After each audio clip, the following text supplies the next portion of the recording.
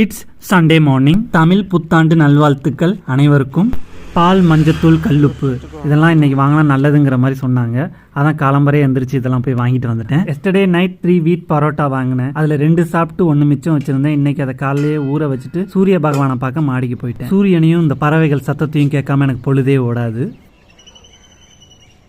கீழே வந்ததும் குருமால ஊற வச்ச வீட் பரோட்டாவை எடுத்து பார்த்தேன். நல்ல உப்பசமாக ஊறி இருந்தது.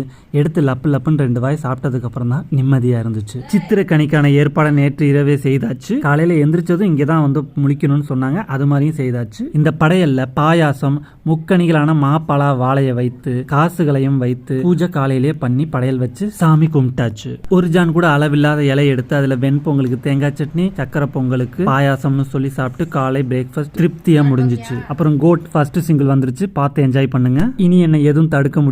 இந்த புத்தாண்டுலேருந்து என் வாழ்க்கை ஓஹோன்னு விளங்க போகுது.